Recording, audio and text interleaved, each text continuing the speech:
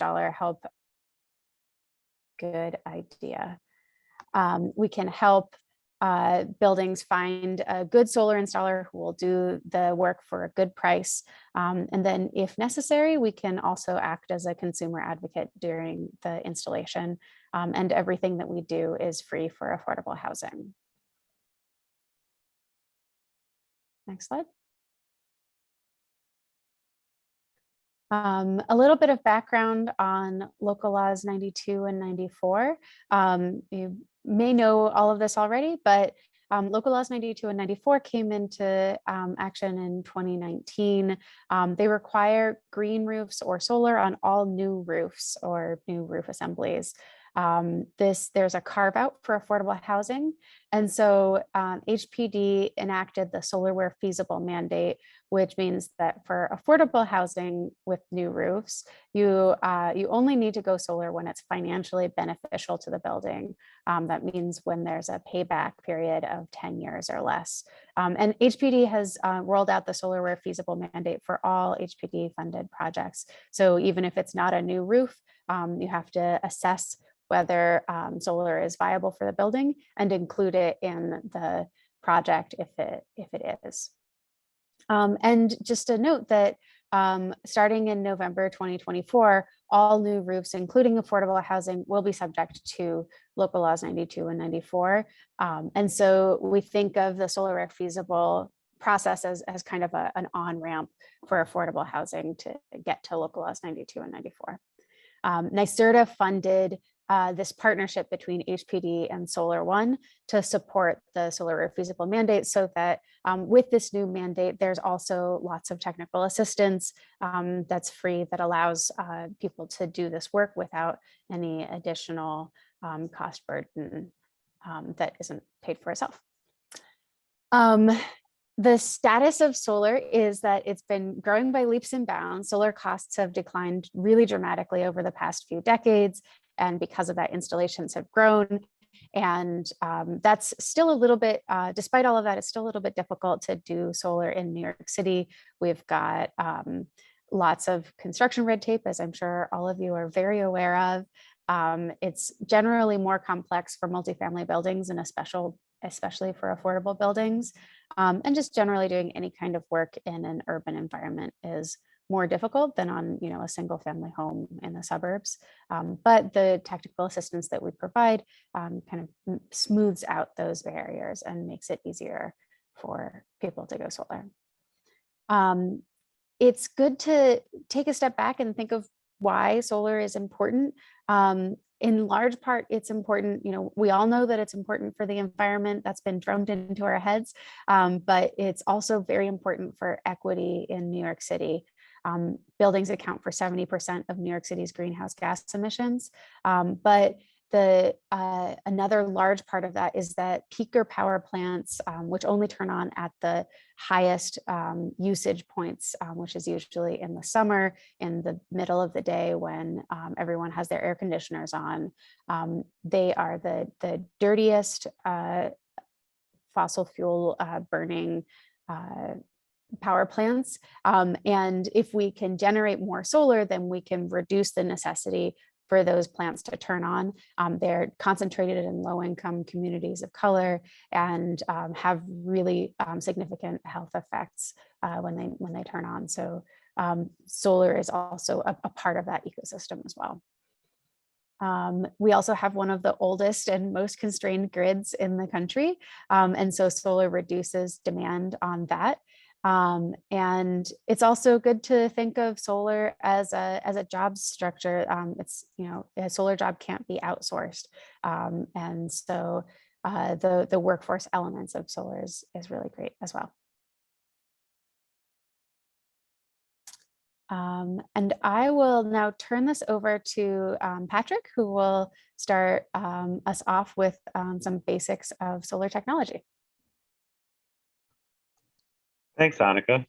So solar technology operates very simply in this simple four-step process. Sunlight that comes from our sun is, when it's directed onto solar panels, the panels absorb that sunlight, turning it into DC, direct current energy, and it sends it through the building to the inverter. The inverter might be on the rooftop, or it could be in the electric room. In this case, it's in the electric room. And this inverter converts the DC energy that the panels are generated into alternating current AC energy that we use for everything, powering our phones, our lights, refrigerators, you name it. And that's what the inverter's job is. And this energy is also passing through a meter, which catalogs how much energy your solar panels would be producing on your rooftop. And any excess energy is sent back into the grid.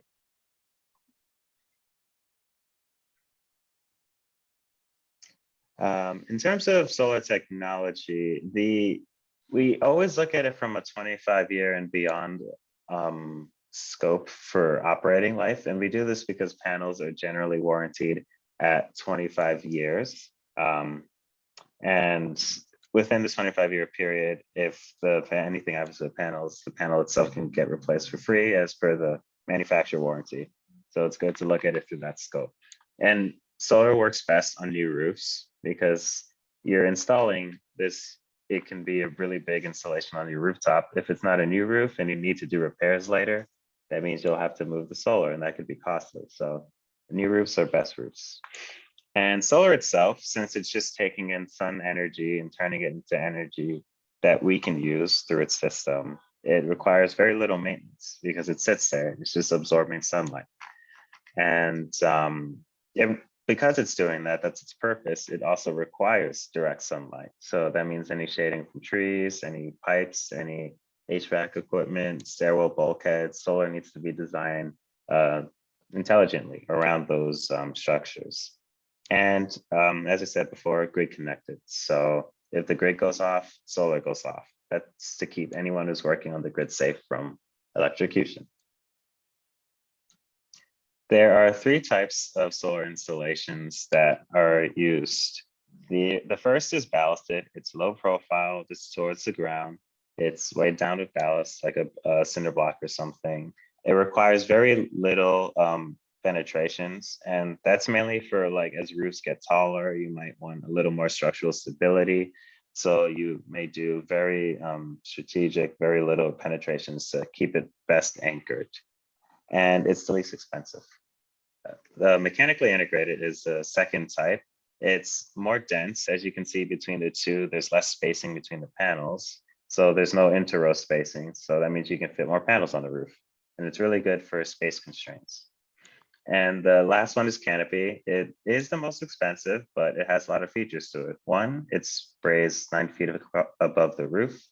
And what that means is you're able to walk underneath it. It's really good for extreme space constraints, or if you're trying to do extra things like tenant amenities. So that means roof decks, roof access, canopies allow for that.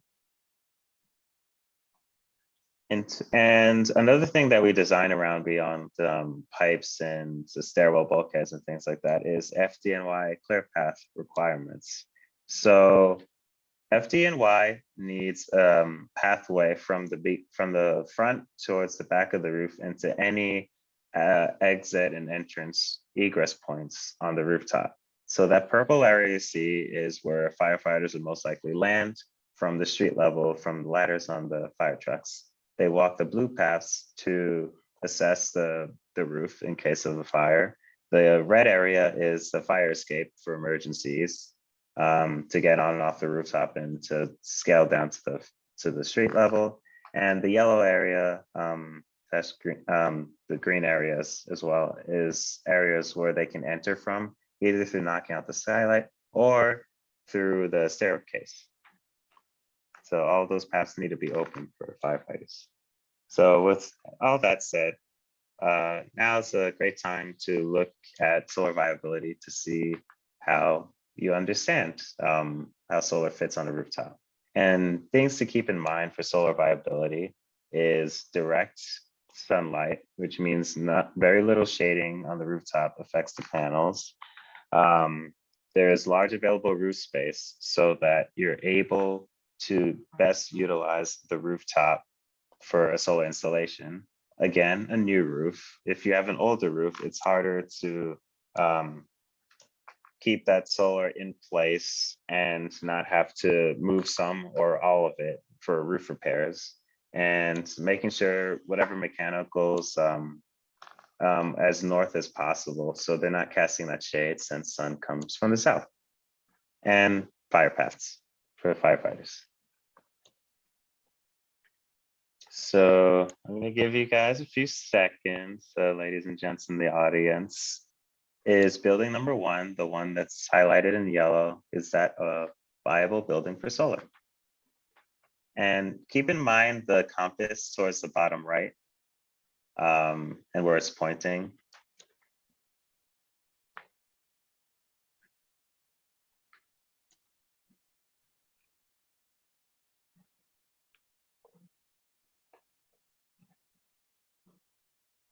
All right. So there's a vast majority of people said no. And for this building, we would say no. And in line with the compass, it's pointing towards the north, which means this building is south of it. And it's creating a significant shade on that rooftop. So basically no sunlight would get to it, and it's not a good fit. All right, keeping in mind the compass direction again, this building in yellow for the viability. Is this building viable for solar?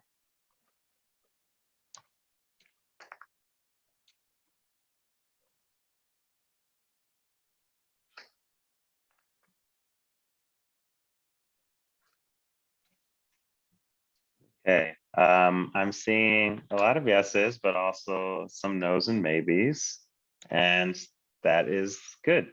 That that lack of consensus, because this roof is what we would call space constrained, but we don't see a lot of vents and pipes and equipment on this rooftop, just save the stairwell bulkheads. So this would take a little bit more in-depth planning and making sure that the solar doesn't affect those FDNY pathways and egress points. But solar can work on this rooftop.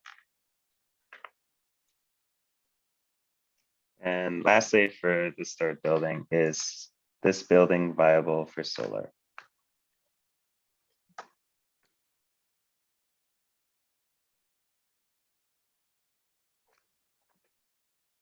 Ooh, I'm seeing unanimous yeses, and we would say yes as well. Yes, you can see on the map, there's some vents on the rooftop, and there's a stairwell bulkhead towards the center, but there's plenty of open space that we can design ballasted for lower costs, or we could even do planar, a little bit more expensive, but if you need that power density, we can fit that on as well. There are options on this rooftop, and we can definitely make solar work for this roof.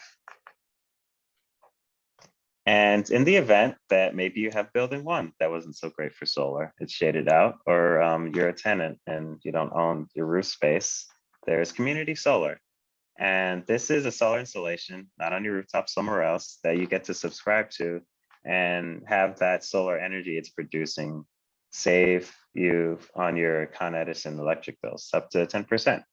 So if that sounds like a great alternative for you, email us and we can help you get started and get you connected with the local solar project. Any questions? And we got one question, Patrick, from Daniel. He asked, does Solar One perform a load imposed roof structure feasibility? How do you normally deal when adding solar panels on 100-year-old buildings? That is a very good question. In terms of load structure feasibilities, we don't do that that kind of work for the roof itself, but what we can tell you is based off of how your roof is being held up and what kind of materials is being used. One, we can suggest if it's not as structurally as stable as we'd like, we can suggest alternatives. Sometimes buildings in this situation, they might have thick parapet walls, and there's ways to install solar where it's integrated into the walls itself, so it won't weigh down the rooftop, which is an option.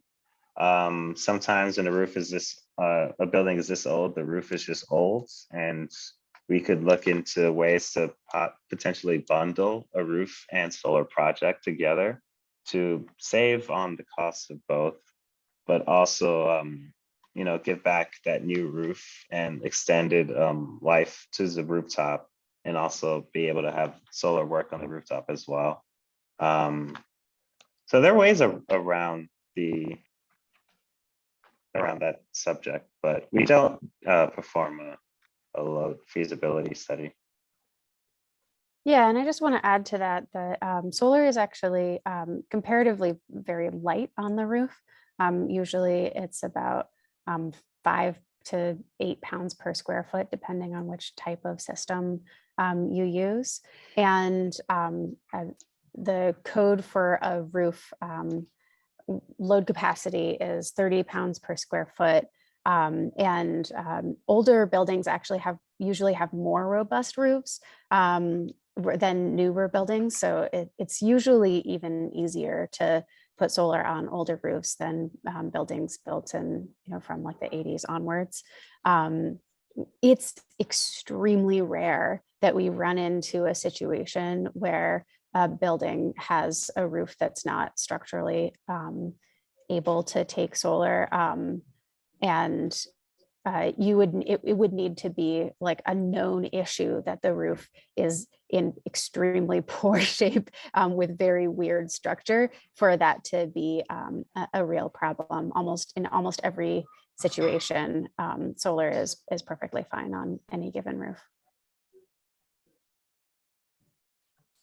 Great. So we're going to move on to talk more about the costs associated with going solar, as well as the savings that you get from solar.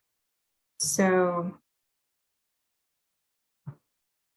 the first question we often get is what's included in the cost of solar. So when we get a pricing estimate, there's a lot of components of the solar price, and it's really a turnkey installation. And so this is a typical solar timeline for an installer. And so on the left, you can see that the solar contract, or the cost you're paying the installer, includes everything from preliminary site visits to help with the contracting process, all the initial design and engineering. So they would have an engineer to go on site and do that structural analysis that we were just talking about, so that then they can prepare the Con Edison permits, the DOB permits, the NYSERDA application for the incentives. And then once they get all the permits in hand, obviously the costs include the actual materials as well as the installation, and then the final sign-offs on everything. So as you can see, the installation itself is actually a smaller part time-wise of the process, and those soft costs take up a large portion of what the cost is. So because of that, there's a lot of factors that might increase the cost. So a smaller system size can be more expensive on a dollar per watt basis. And so we talk about the cost in terms of dollar per watt, and you can think of that as like a per unit price. And because there's all those fixed soft costs, a solar installer has to do the same amount of work administratively wise for a smaller system. So you see that dollar per watt cost increase with those small systems. System types like the mechanically integrated or canopy that Patrick mentioned, that require more robust materials and more labor, can increase the costs. The taller the building, there more conduit is needed and other equipment, and so that can increase the cost. And then, of course, prevailing wage can cause the cost to go up. The dollar per watt price can decrease the larger the system size, because those fixed soft costs are getting spread out. And then ballasted installation is that simpler installation type. And then running a competitive RFP or bundling a bunch of buildings together in an RFP or procurement process can really help bring that price down.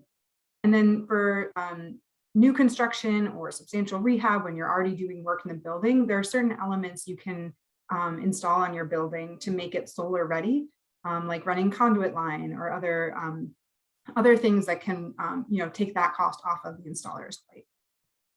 So this is just a chart to illustrate some of those factors. So on the left, you can see when you go from 8 kilowatts to 30 kilowatts, that dollar per watt cost goes from $5 down to $3.50. And then it'll go back up again if there's a canopy. And then you'll see on the far right, that's the whole price. So even though the price is increasing, you're getting, a bigger bang for your buck if you do a larger system size. And then it's just important to note, like, with most subcontractors, if a GC is subcontracting the solar installer, that they'll usually include a markup. So this chart illustrates all the ways that can help you pay for solar. So I'm not going to go through it in a lot of depth today, but the important things to know are that depending on the building type, there are different incentives available. So if it's owner occupied, if it's a for-profit rental or a nonprofit rental, they'll be eligible for different incentives. And then along the top, you'll see all the different city, federal, and state incentives. So the big one that we are really excited about is in the first column, NYSERDA New York Sun. So this is an upfront rebate that gets paid directly to the installer, which is critical to help bring that out-of-pocket cost down to the building owner. And it's been really just a couple of weeks ago, the state increased that incentive amount. And so it now is anywhere from $1.60 to $2 off the total cost of the system for affordable housing specifically. So that's a major way that helps affordable housing go solar and make it financially feasible. Moving across the top, there's a federal tax credit for entities that pay taxes. That's scheduled to step down over the next couple of years. And then there's a state tax credit for owner-occupied buildings. And then accelerated depreciation is available for businesses. And then there's a property tax abatement on the city level. And we know affordable housing often doesn't pay property taxes, but certain co-ops and condos can still benefit from that. And so there's more information about this in our resources, and we're happy to answer questions, but we wanted to give you a taste of, how that there are ways to help pay and for solar and bring this down. So, as Patrick explained, the solar energy generated goes to the grid, gets credited to your Con Edison account, and then reduces the owner paid electricity bills, particularly for multifamily housing. That's how we often set it up. But those savings can vary, and that depends on a lot of factors like the electricity rate that the building is paying, if it's a large commercial building, small commercial, or master metered building. And then there's different metering configurations that we might recommend to help you get the best value for the solar energy created. So the multifamily buildings that we see in New York City typically have anywhere from a 5-year payback to a 12-year payback period. And that depends on the cost and the eligibility. So tax incentives can really have a huge impact on the payback period. And so these two charts just illustrate, a solar project with tax incentives is showing around a 5-year payback, but that same solar project with no tax incentives might have a 13-year payback. And so Solar One and our tools can really help you figure out, how to make sure you're accounting for all the available incentives to bring that payback down. And then, important to know is we talk about the 25-year period because that's when the warranties are for, but the solar panels are not going to just stop working after 25 years. They're going to continue working, producing energy, and saving the building money well beyond that. And, the panels will decrease in productivity very slightly over the years, but they're still going to last far beyond that 25-year period. And so we wanted to highlight, a lot of you all are from HPD or HPD buildings. And so a really powerful combination can be solar used with 4% low-income housing tax credits. And that's because you can use solar in the eligible basis for those 4% LIHTC deals. And so on the left, this is a typical sort of page from our tool we'll talk about in a minute. And you can see it's a 3-year payback period, which is very low. And then the cost after incentives and taxes is actually negative. So the incentives cover so much of it that you're actually making money by installing the solar system. And a great example of this is on the right. Arthur Avenue Senior Apartments it was a really amazing new construction building. Its Foxy Management was the developer and owner and manager. And they use this 4% tax credits with solar to install a system that we actually just got to go visit last week, and it's up and running and really great. And that's just to highlight the negative cost for going solar. So we'll pause there and see if there's any questions that have come up so far. I don't see any in the chat, so I'll keep going, but feel free to drop questions in at any time. So next I'm going to talk about the HPD solar feasibility analysis and the approval process that many of your buildings will need to go through for that solar where feasible mandate. So the first step for solar in the solar where feasible process is for the project team to submit a solar feasibility analysis, and then for HPD to approve that analysis. And for EGC lead projects, the approval is needed to as part of the pre-build EGC pre-build authorization process. And then for preservation, the HPD project manager is the one who signs off on that approval. And then once, if a building does the feasibility analysis, learns that solar is feasible, then it's a really good time to start the procurement process. And we'll talk about the different ways you can do that, but Solar One is able to help buildings find a good installer for their project. And typically that happens before the loan closing. Once the loan closes, then the solar team can start the design and permitting process. When the roof is ready, the solar team can install the roof, making sure to coordinate with the roofer. And then once construction is complete, they go through the inspections and commissioning process. So to zoom in a little bit more, this is an overview of the solar approval process, which, as I mentioned, the project team submits the solar feasibility analysis. Solar One is always happy to help fill that out for you, with you, help you figure out how to do it for teams that if it's new for you. Once we review it, we ask any questions or anything we need to fill it in. We'll prepare a summary, send it to HPD. HPD approves the form, sends the project team the solar approval form. And then you have a really good idea of the estimated savings, which can then be used to include in the underwriting. So how much is that solar energy gonna and electricity generated gonna save the building's operating budget? So the analysis itself, to zoom in a little bit more, is an Excel document that you can download from our website. And it is there's 3 required user inputs pages, and those pages generate results. And that'll tell you the payback period, the savings, things like that. Then Solar One and HPD do the review and the approval. And like I said, send it back to you. And this is the results page that I'll go over more in a minute, but this is kind of like the crux of how we figure out if solar is feasible and required.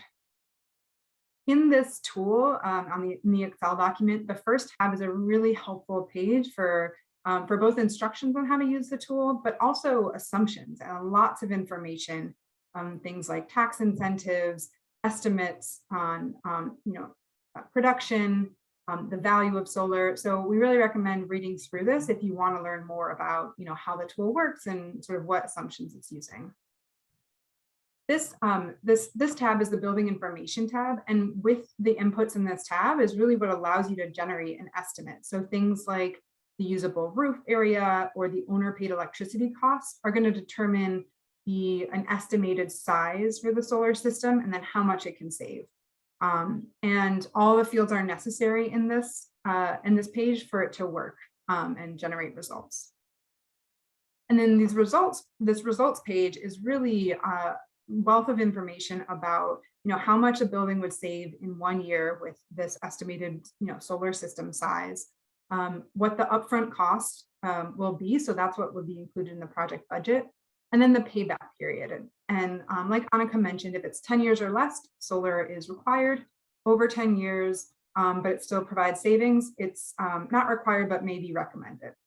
And there's a tool, a button right on this tool that if you click it, it'll take you to the intake portal, and that's where you upload the analysis, and that comes to us, and then we can start the process. And so this is the rubric that HPD is using to determine the approval. And so like we said, under 10 years, solar is kind of a no-brainer. It's a great benefit to the building and it's required. 10 to 15 years, we may still recommend it, especially if it has good savings for the buildings, co-benefits, or minimal impact on the subsidy from HPD.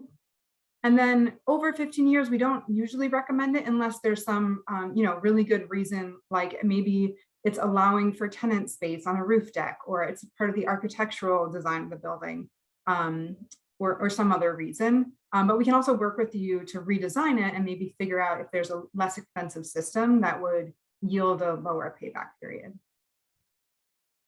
So we highly recommend visiting the HPD Solar Where Feasible resource page and the Here Comes Solar resource page. So you'll find lots of things like all the links to all the required forms, the trainings. So past trainings we've done are how to ace your solar feasibility analysis. So a super deep dive on everything I just went over. Solar for Designers has been a really popular training for designing for solar. A best practice is every time you're submitting a form, a feasibility analysis, go to the page and download it directly from the page, because we are constantly making updates. Like we just uploaded a new form to account for that increased New York Sun incentive that I mentioned. So we want to make sure you're getting the most recent information. And then there's another resource here called the Solar PV System Owner's Guide, and that's really great information about what solar is like on the building, all the requirements, maintenance, things related to the electrical room. So that's another great resource. All right. So I will, if there are no questions, which I'm not seeing any. Sorry. I don't have a question, but I just want to note that we have sent in, but the process of updating hasn't happened yet. So we should have a new solar feasibility analysis up on the website within the week, but I don't think it's up there right now. So definitely bookmark the page, but then download the feasibility analysis once the new version that accounts for that new higher New York Sun incentive is there.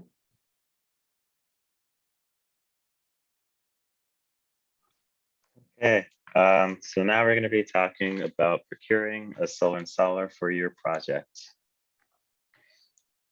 In terms of that procurement process, there are 3 ways to go about it. The first is your general contractor can find and select an installer to work on the solar project that you're looking at.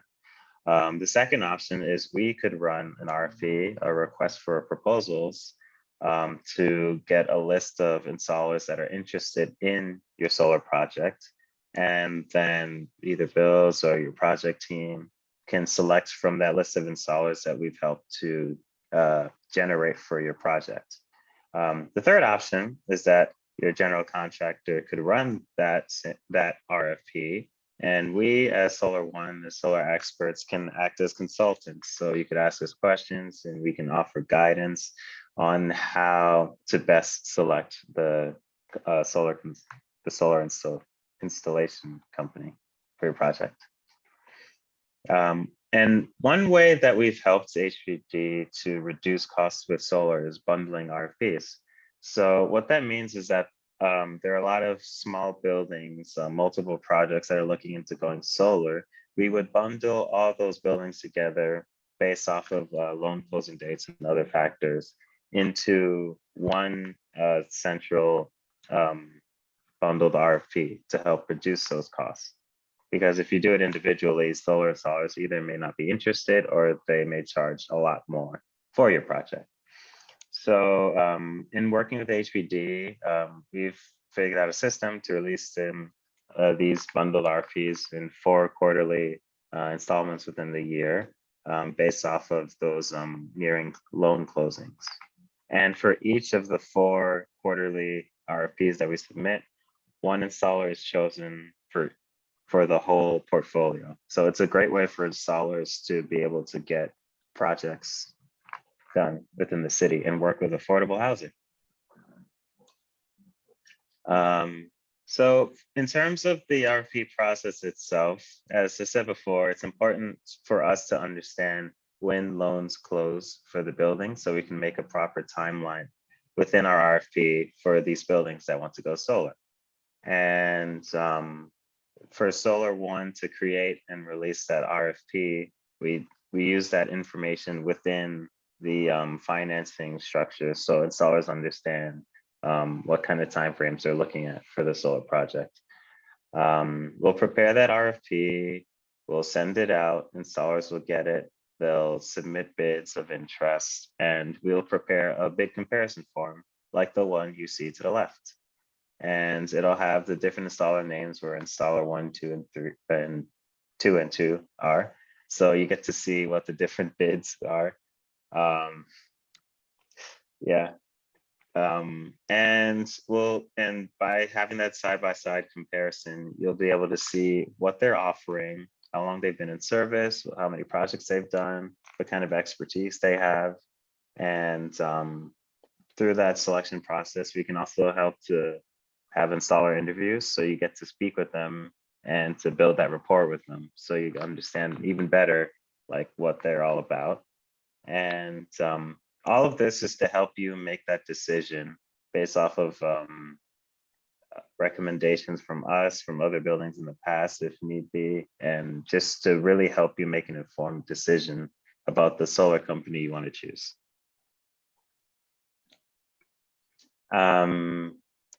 And of the different installation installers that we have, it's really important to keep a few points in mind. And 3 of the most that we have listed on the left, which is secure multiple bids. When you have multiple bids, installers know that they're bidding against each other, so they'll want to keep their prices down.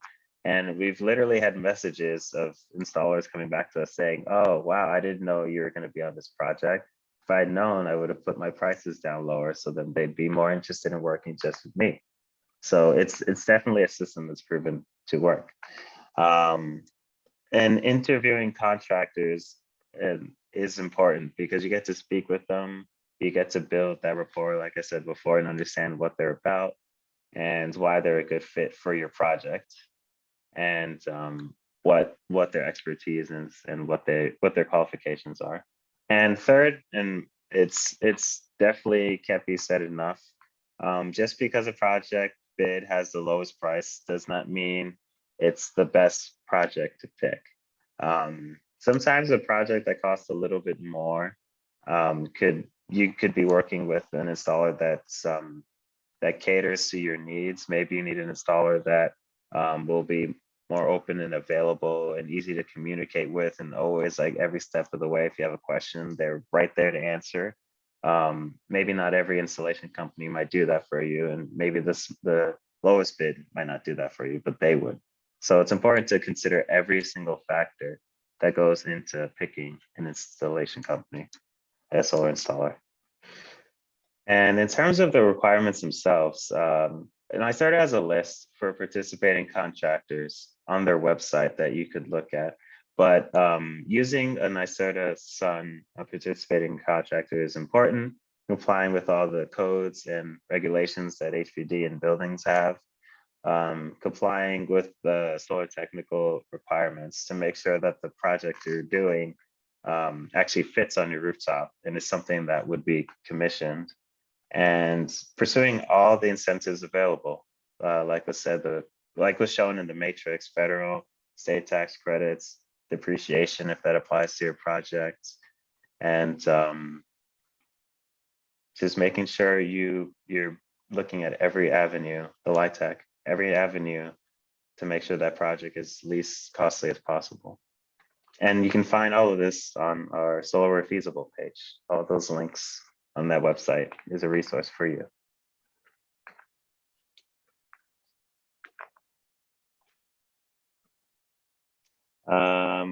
And next, we're going to be talking about case studies with Annika. Yeah, so we have a couple buildings that we wanted to highlight to show how this can work for a project. So the first one, we mentioned this before, the Arthur Avenue Apartments is a really great example of the best ways you can include solar in a new building.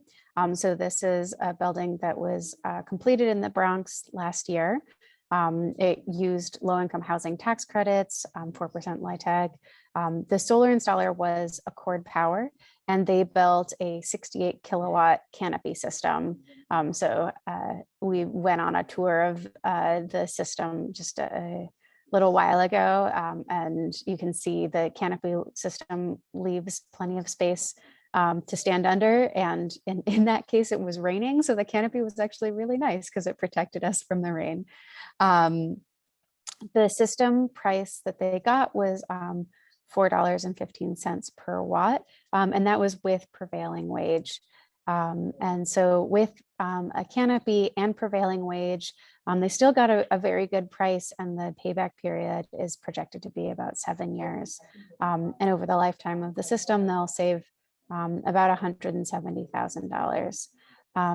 The really interesting thing about how this is set up is that the solar energy is not only offsetting the common area for this building, but also a portion of 10 other buildings that are also owned by Foxy or managed by Foxy Management.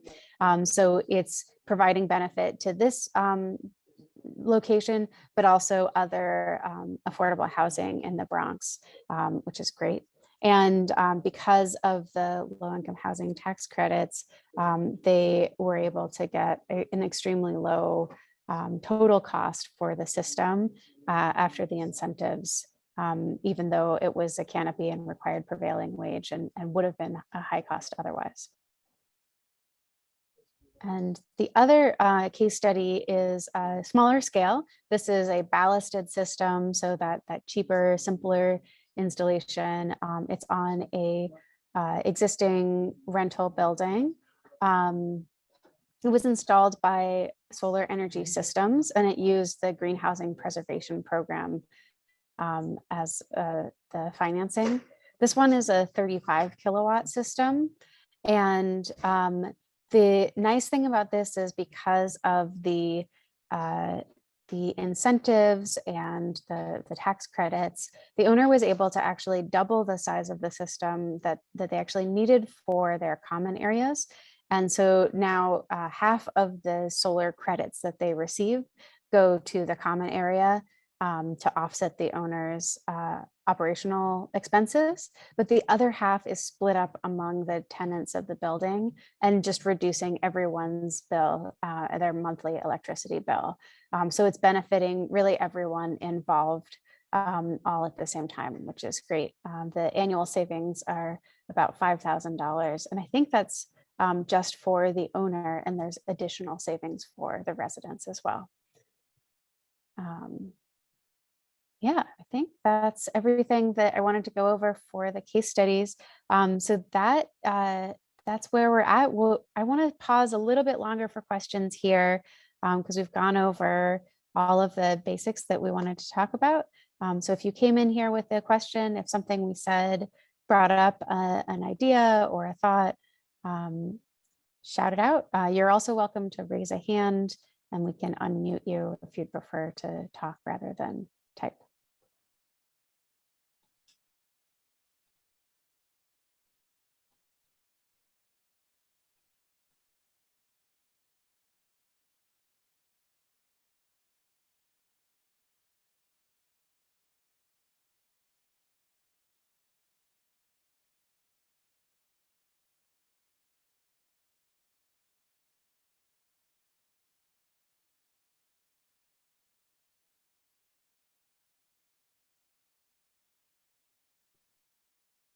Okay.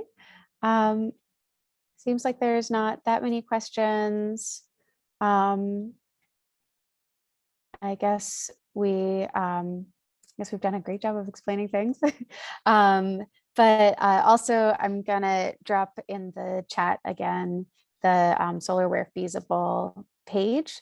And if anything comes up, if you have questions for a specific project, or if you want assistance with the solar feasibility analysis or anything else related to solar on affordable housing, The affordable@solarone.org will go to all three of us.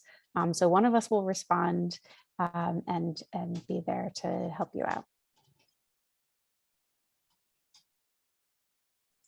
So we will stay on a little bit longer. Thank you so much for joining, and thanks for learning about solar with us. And we will see you at the next training.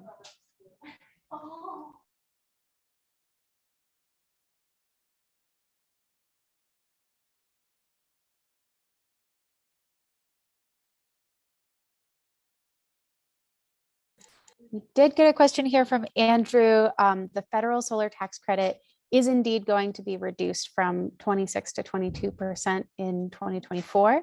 And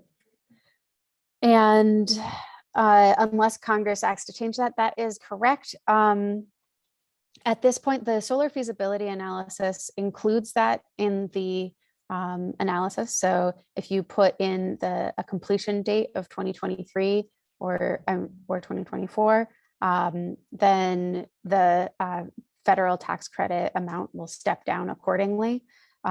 So yeah, if you have a good sense of when the system will be complete, then you should account for that.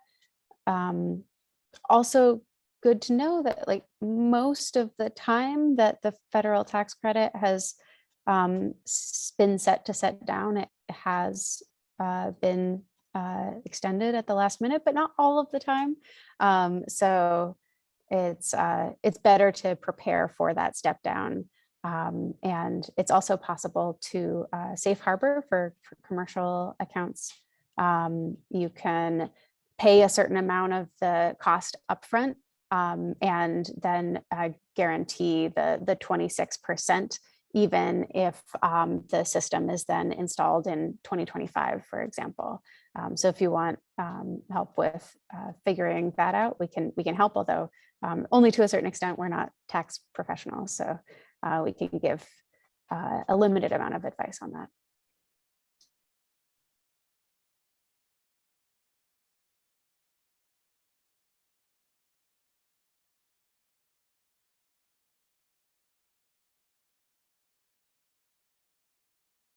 Great, glad you were all able to come.